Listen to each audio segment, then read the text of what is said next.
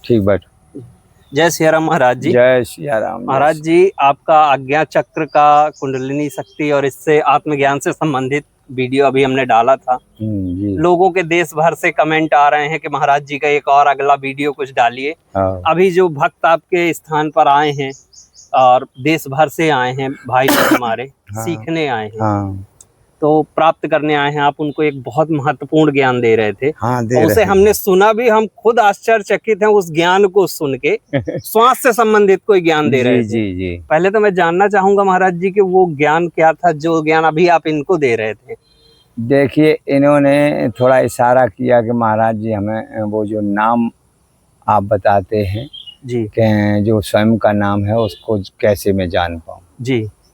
और फिर प्रश्न आ गया तो उसको बता रहा था जी। तो मैंने कहा देखिए, वाणी का विषय नहीं है जी। इसको स्वयं ही जान पाओगे जब उस पावर पे आप पहुंचोगे। जी। है ना। जी। तो वो प्रक्रिया बता रहे थे, तो प्रक्रिया बताते बताते वो श्वास का शब्द आ गया कि श्वास पर ध्यान लगाना कैसे चाहिए। जी। जी। तो उसी के बारे में बता रहे थे कि श्वास की गति को पहचान। जी। जैसे 24 घंटा में हमारी श्वास 21,600 आती जाती है। जी। और हर प्राणी के अंदर आती जाती है, लेकिन बिरले ही कोई जानते होंगे कि ये श्वास मेरे शरीर में कैसे आती, कैसे जाती, कितनी आती, कितनी जाती। जिनको ये ज्ञान होगा, ये जाती आती तो सबके हैं, लेकिन सबको पता ही नहीं। उन्हें यही पता नहीं कि श्वास है क्या। जी। तो विचार करिए, तो वही बात बताया कि श्वास जैसे कहते 12 मंत्र, तो लोग उसे 12 मंत्र किसी ऐसे विष्णु जी का मंत्र लगा लेते हैं या कृष्ण जी का मंत्र के वो 12 मंत्र हो गया। ये 12 मंत्र का मतलब और है। 12 मंत्र कहते इसे कि जैसे श्वास 12 अंगुल जाती है। अच्छा जी। बाहर 12 अंगुल आती है, तो एक मतलब 12 अंगुल जब बैठते हैं तो बैठे 12, चलें 18, सोवें 36 बार और भोग में 64 अंगुल। मतलब बैठे से 12 अंगुल जाती है, चलने पे 18 अंगुल जाती है और सोते समय 36 अंगुल जाती है बाहर सांस और भोग में 64 अंगुल जाती। तो इसी तरीके से जितनी रफ्तार से ये जाती है उतनी ये शक्तियाँ कम होती, प्राणी की कम होती हैं और उसका जीवन भी कम होता जाता। ठीक है, अधिक जा रही। तो अब इसकी गति को हमें इस विद्या से जानना है। ये जो आत्मज्ञान का मार्ग मिला है, तो इस विद्या से इसकी गति को हमें थामना है, रोकना है, समझना है, पहचानना है। जी। तो अब उन शक्तियों का मैं अभी नाम नहीं वर्णन करूंगा, लेकिन इशारा करता हूं। जी। नाम वर्णन करूंगा जब उसका समय आता तब वर्णन भी कर देता हूं। तो जैसे 6 माह 1 वर्ष आपने अभ्यास किया गुरु बताए वचन पर जी, और श्वास पर ध्यान नियंत्रण करते करते तो श्वास की गति में जब 1 अंगुल स्पीड कम हो गई तो कुछ शक्तियां अर्जित हो गई, आपसे आप पावर बन गई जी। और जब 2 अंगुल कम होगी तो मान लो इसी तरीक़ा से जो बताई गई उड़ने की क्षमता, अंतर ध्यान होने की क्षमता, ये सारी क्षमता इसी विद्या से आती है। श्वास को नियंत्रण करने से, श्वास की गति को नियंत्रण करने से, ठीक है जी। तो वो प्राणी जो है फिर उसकी शक्तियाँ अर्जित होती जाती हैं। तो फिर आप जब जैसे साल में 2 साल में 2 अंगुल कम हो गई, या उसने और अभ्यास किया प्रबल होकर के तो और जल्दी कर ले गया, तो 2 अंगुल कम होने पे 10 बची, और फिर 2 अंगुल कम हुई तो 8 बची, फिर 2 कम हुई तो 6 बची, फिर 2 कम हुई तो 4 बची, फिर 2 बची जी 10 कम हो गई 2 बची। तो श्वास जैसे 2 अंगुल बाहर आई और वापस गई तो उसकी गति सम हो जाती, फिर अंदर की उछल कूद विकार कम हो जाते, सारे विकार हट जाते। जी ठीक है। उसके बाद जब वो लोग कहते हैं कि एकादशी का व्रत है, आज एकादशी रहेंगे तो भूखों प्यासों मरते हैं। एकादशी का व्रत इसे कहते कि जब श्वास आपकी यहाँ ठहर जाए, इस चक्र पे। हाँ, और आए तो बाहर ना आए, यहीं से वापस हो जाएगी, उसको कहते हैं मतलब फुल पावर नियंत्रण। ठीक है। श्वास की गति को समझ लेना पूरे पावर। तो जो 12 अंगुल ही हम रोक लेंगे, जी उसकी गति को ख़त्म कर लेंगे, जी तो वो पावर आ जाएगा, वो पावर आ जाएगा। कोई भी शक्ति ऐसी नहीं संसार में जो तुम्हारा काम ना करे, कोई भी शक्ति। रिद्धि सिद्धि सब धन दौलत पाने वाली जो भी देवता शक्ति के है। आप दर्शन कर सकते हैं, जिसका आह्वान करेंगे उसका दर्शन होगा तुरंत तत्काल, और सारी सिद्धियां इससे प्राप्त हो जाएंगी। क्या महाराज जी, इसमें एक छोटा सा सवाल आपसे पूछता हूँ जी। कि महाराज जी, जैसे आपने भी सुना होगा कि हमारे जो हिंदू धर्म में इतने सारे ऋषि मुनि रहे हैं, और अभी प्रकट में भी कुछ साल पहले तक रहे हैं, देवराहा बाबा सरकार जैसे, जिनके बारे में लोग मानते हैं कि वो 200 साल 300 साल जीवित रहे। जी जी। तो क्या ये इसी श्वास नियंत्रण की विद्याओं को सिद्ध करके ही इतना समय तक? हाँ। तो क्या ये आश्चर्यचकित करने वाली बात नहीं, ये सच में संभव है? सच में संभव है, सच में है। लेकिन बहुत ऋषि मुनि अपने शरीर की उम्र बढ़ा लेते हैं जी, और बहुत से जो आत्मज्ञानी संत वो नहीं बढ़ाते। बढ़ाने को बढ़ा सकते, बढ़ जाती है, आपसे आप भी बढ़ जाती है। तो जो उसका काम करते तो वो तो बढ़ ही जाना है, लेकिन वो बढ़ाने की इच्छा नहीं रखते, इसलिए कि शरीर को रोकना बेकार का काम है। बूढ़ा शरीर तो बुढ़ा होगा, उम्र बढ़ जाएगी, लेकिन कष्ट सहने पड़ेंगे। इसलिए जो आत्मज्ञानी संत और ब्रह्मज्ञानी संत होते हैं वो अपने समय पर शरीर छोड़ देते और निकल जाते हैं परम धाम के लिए। जी। तो लोग इसी विद्या, लेकिन जिस तरीके की शक्तियों की आप चर्चा कर रहे हैं महाराज जी, लोग पाना तो किसी और भाव से चाह रहे हैं, लेकिन कुछ जब करने उसे के लिए। कुछ करने के लिए।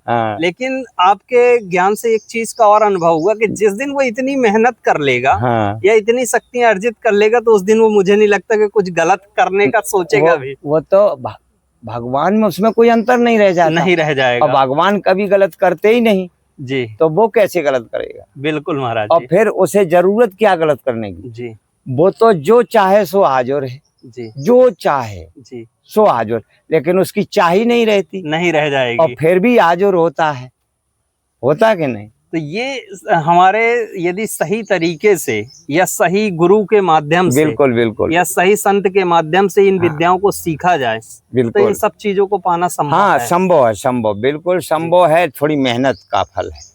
तब भी महाराज जी कितने वर्ष या कितना समय लग जाता होगा यदि कोई ये तो एक विचार करिए कि करोड़ों जन्म बीतने वाली सामग्री आपको इसी जन्म में प्राप्त करना है, तो आप समझिए कितनी मेहनत करना हो। सारा जीवन लगा देना है, सारा जीवन लगा दोगे तभी अपने जीवन का कल्याण होगा और दूसरों का कल्याण होगा। मतलब पाने को तो जल्दी पा जाओगे, लेकिन फिर बाकी जीवन करोगे क्या? उल्फत तो नहीं करोगे, उसको मजबूत करोगे। बिल्कुल, है ना जी, ये मतलब है।